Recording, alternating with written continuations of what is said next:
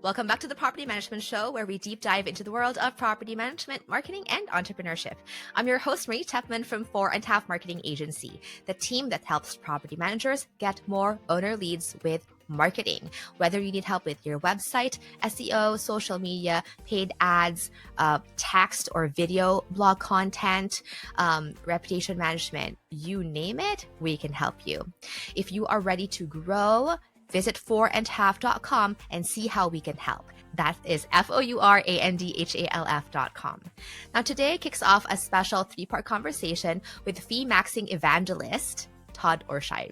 In part 1, we will unpack how responsible fee maxing looks like, how the right ancillary fees can double your revenue, fund better service, and still keep residents on your side. Now, grab a notebook. The math gets juicy. So let's dive in.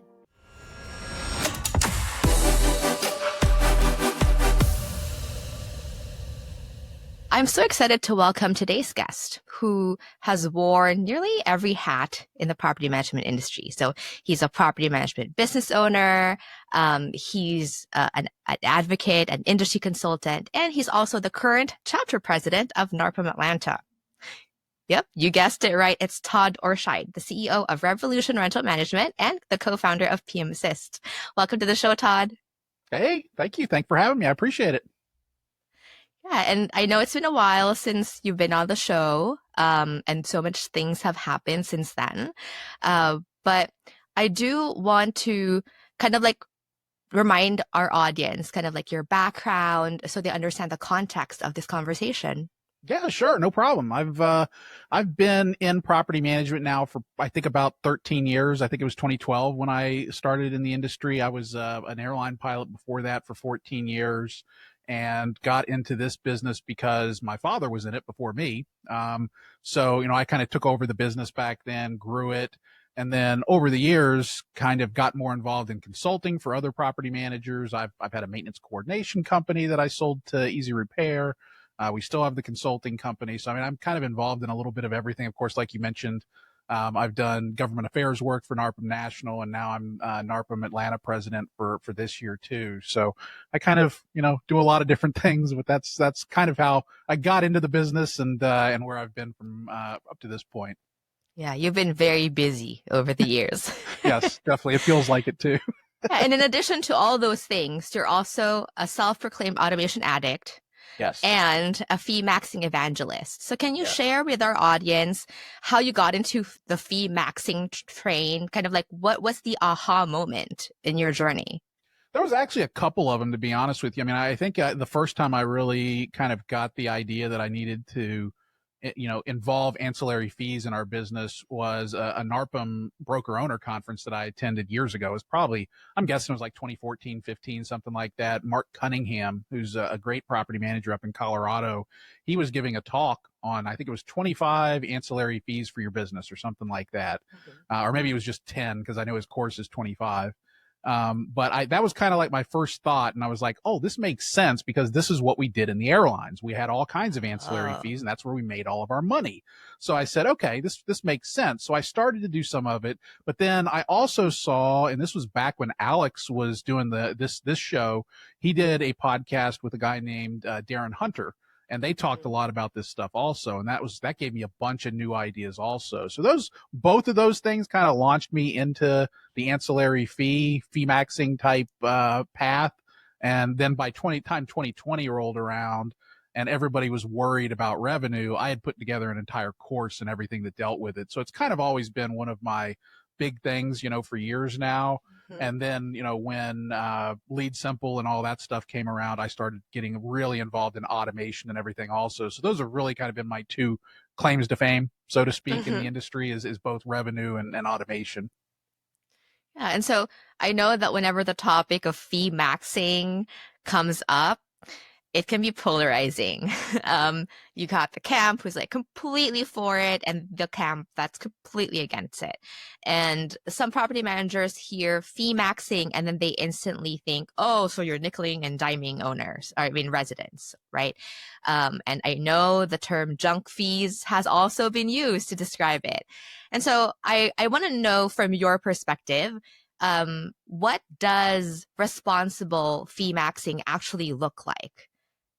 Sure. Yeah. I mean, the first thing I would point out is that this is really, it's not about, hoarding money and being greedy and that sort of thing. Cause I mean, some people get that idea, but the truth about this is when we first started to run numbers on property managers, this is probably back in 2018 or so. What we found was the average property management company had a single digit profit margin. They were running like a 5 or 6% margin. They were just barely skating by. And that's why PMs were struggling so much. So to me, what this is about, it's not about trying to be greedy. It's about trying to get a business to the point where it's actually a sustainable business, where you're not just trying to struggle month to month to provide bare minimum levels of service to owners and residents. What you're trying to do is improve the product that you have better staff and more staff to deal with it, better technology, all those kind of things. And that's what bringing in those ancillary fees can help you to accomplish. So it's really more about improving your product. Obviously, you can get a little bit of extra profit out of this, a little bit more take-home income for you and your staff also, but the primary goal is really to improve the service that you're offering. Yeah, I really like that distinction. Like you're not just pocketing everything, you're also trying to see what can I invest the money in to improve the overall experience for my clients. Definitely. I mean, when I look back, and I mean, you've been around a long time too, Marie. I mean, we've both been in this industry for a while now. If you think back 10 years ago, how many people had all the technology that we have today? How many people had resident benefit packages where tenants are actually It didn't saving money? exist. These Yeah, things it did just not weren't exist at all. anywhere. Yeah. Exactly. So, I mean, what we've done here is we've been able to radically improve the nature of the service that we're offering to the point where now everybody has 24-hour maintenance hotlines. People have all these great benefits for tenants, all this new stuff that we've been able to do. It's only because of this boost in revenue. Because if we went back to the days where everybody had a 5% profit margin, you couldn't do anything. It was basic. I collect rent, I file evictions, I get maintenance done. And even the maintenance part was a huge problem for people because they didn't know how to staff maintenance coordination and all that well because they didn't have enough money. So, it was just the basics. And now we're doing so much more than that thanks to this. That's awesome. And like in the spirit of like kind of like unlocking, better margins for property managers through ancillary fees, through fee maxing, you're essentially increasing or amplifying the customer lifetime value, right, for property managers. So you're doing all these marketing activities, you're pouring in money, sweat, and tears, paving the pavement, trying to get owners signed up with you, and then you try to make ends meet just to staff your own company, and then like if they're not happy with your service, then they churn, and then you have to like work extra hard to replenish that churned owner, and then some, just to grow your business. And so it's like the simple math, right? If you increase the margin, then you're increasing lifetime value, then you don't have to kind of keep spinning your wheels with that revolving door of churn. And so can you walk us through, like, can you think of any specific examples of a property management business that sought you for your help or advice on fee maxing, and kind of like where was the company before they implemented the fee maxing stuff, and then where are they now?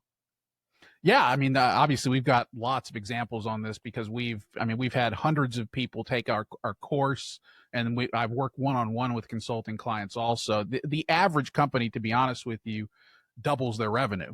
So, a company can go from, like in the old days, you would see property management companies, we would measure this on a revenue per door per month basis. So if you factored that stuff, basically all of your revenue in, say 10 years ago, frequently what you would see is revenue of, say, $150, $175 per month, something in that range was pretty typical. Nowadays, you can see companies that are well in excess of $300 per unit per month. And there are some companies who have really done a good job at this and who really work in upper end properties who are pushing $500 per unit per month. So, when you look at those numbers, you can really start to think, what could I do with an extra $100 a month per unit?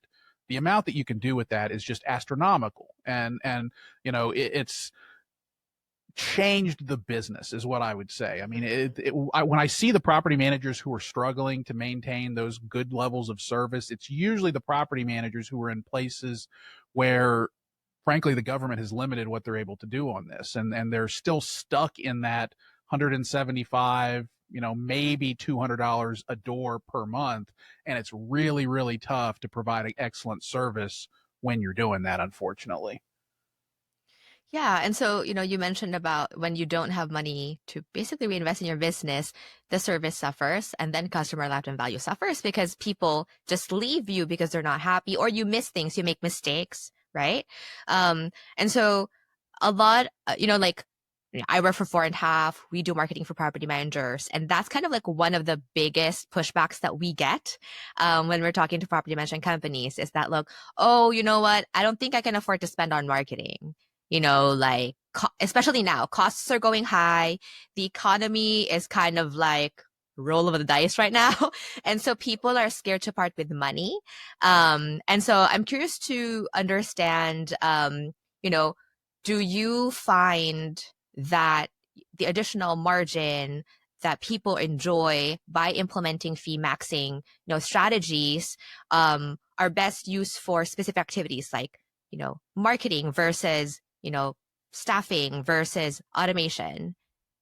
Yeah, I mean, it's when I work with consulting clients, it's really it comes down to what their goals are. So, I mean, for some consulting clients, I'll look at it and what they really want to do is they want to add doors. And, when that's the case, then this is a no-brainer because not only are you, when you increase your revenue per unit, you're going to be able to invest in marketing, like you're talking about. People can invest in Fourandhalf. They can get you guys to do pay-per-click campaigns and those sorts of things to bring in more leads. But not on top of that, they are also, every single door they bring in is bringing in double the revenue they were bringing in before. So not only do they have the money to spend on the marketing, but the return on their investment is skyrocketing when they do this. So, it makes it not only easier to be able to fund things like marketing, but it makes it far more worth your while to do it, because at that point you look at it and you say, okay, well, I'm really missing out if I don't bring on more doors here, because each door I bring in is exponentially more valuable than it was to me just a couple years ago. So, obviously there are other things that people can also invest in. I always encourage people to invest in leasing automation and 24-hour maintenance call centers. Those things I think are really no-brainers at this point in the business, because you have to provide these kinds of things to people. I always tell people, get a resident benefits package. There's some of these basic things that really everybody should be doing at this point in the property management industry. We've kind of elevated ourselves to that level where we weren't 10 years ago. And those are, I hate to use the term, everybody says table stakes nowadays, but that's really table stakes. And, that's where I encourage people to really focus first, and then put that money into marketing and try to get those new doors in, because they're each worth so much. Yeah, that's so interesting because I know that recently, Peter Lohman and like Jordan Muella came out with like the PM Trends report, right? And they were talking about, during one of the webinars, they were talking about how they were stack ranking how property owners, the factors that push property owners to consider property management. And they were pointing out like, look, Yelp is like second to the last thing they look at. Google ranking is kind of like, I think fourth or fifth, to the last. So like, it doesn't matter. But it's like, but reputation was number two, right? So why are they saying that the second most important factor that owners use to choose a property manager is reputation, but Google ranking and Yelp are at the bottom? And then I think Jordan was saying like, yeah, maybe owners just don't trust the Google and Yelp rating. And you can take it at face value, like, oh, okay, so I'm not going to invest in Yelp and Google. Well, guess what? People don't trust those ratings because it's like table stakes now to have a reputation management program to manage your reputation and make sure it's a decent number. So if that's table stakes and you're still 2 stars, guess what? Even though they say, I don't look at your Yelp rating, I don't look at, well, especially Google. I mean, Yelp, okay, it's a completely different thing. Let's just take Yelp out because it's completely alien, but at least Google, right? Google rating, like, if you're not even reaching the bare minimum expectation of like 4 stars minimum, like, are you even trying? And so I feel like it's super relevant, right? That in the world now, there are so many things that are table stakes now that 10 years ago were difference makers, such as like having a Google page and having at least 4 stars, table stakes now.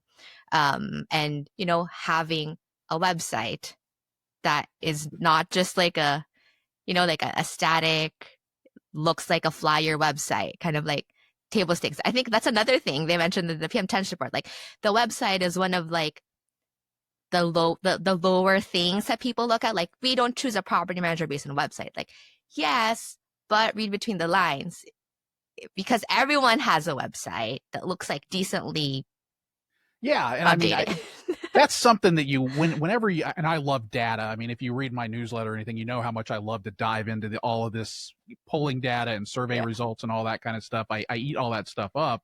It's very important, but you also have to really think about what does the person responding to this really mean with their answer? Because if someone says, yeah, I'm not choosing a property manager based on Google and Yelp, I'm sure that's true. But if I search for that property manager and they come back with a score of 2.5, it's probably a disqualifier. You know, it's not going to be high on my list of what I'm searching for, but there's a certain level where I'm going to look at that and I'm going to say, this is too much of a red flag. So yeah, I mean, it's good data to have. We want to look at these things. But the other thing, and I'm sure, you know, this is something that you guys talk about all the time, is even if an owner's not looking so much at your Google score, let's say they're not. I kind of question that, but let's say they aren't. It still matters in your SEO because, you know, where you fall on those Google ratings, Google cares and they're factoring it into where they're going to place you on the search results. So all of this stuff matters. It's all important, you know, and, you know, being able to have those kind of programs to be able to stay on top of your reputation, all that kind of stuff costs money. All of that kind of stuff is important for you to stay on top of. So, you know, yeah, I mean, don't read the wrong things into these reports when you get them. It's important to get the reports, process the data, think strategically about it, but, you know, really think about what they mean when they say those things. Yeah. I love that we're talking about the data because it can be so misleading sometimes. It's like the intent versus the actual output, right? So we don't know how the question was phrased. We don't know if it was multiple choice. We don't know if it was open-ended text. So if it was multiple choice, then people are forced to rank what's been pre-provided. If it was text, we might actually find factors that we never thought people look at. So like, I think it's super, super relevant to understand that like when we see data like this, put on our critical thinking hat and be like, okay, but they say this, but what do they really do when no one's watching? Exactly. I used to see this all the time. I actually just posted on this on LinkedIn recently where someone was saying, oh, employees don't really care about pay. They always say that what they care about is how they're treated at work and whether they're respected and all that. And I always respond to them, yeah, because I have a labor union background. When I was at the airlines, I was a union executive. So all the time, I would be going into crew lounges and I would be asking people what's important to you. And they would give those kind of answers. Oh, I want to be respected, you know, those kind of things. But then I want to make a difference in the world. Oh, yeah, of course, all those kind of things. You know, what is our mission, all that. But then when we did anonymous polling where we would ask people, okay, it's time for us to actually negotiate your contract. What do you want? What was the answer? We want pay. It's number one every single time. It never deviates from that. So what people will tell you and what they actually do in reality can frequently be two different things. And we really have to think about this and realize, is someone really not going to care about a 2-star Google rating? I promise you they do. That's important to them. Okay. Now that wraps up part 1. We will continue the discussion in parts 2 and 3. As a reminder, this podcast is brought to you by Fourandhalf Marketing Agency. We help property managers get more owner leads and grow their online presence. If you want this for your business, go to fourandhalf.com to get started. That's fourandhalf.com. In part 2 of this series, Todd and I will talk about owner churn, customer lifetime value, and also the regulatory headwinds that every fee maxer must navigate. Make sure you're subscribed to our newsletter, YouTube, or podcast feed to not miss out on the future episodes. Thank you for listening and see you next time.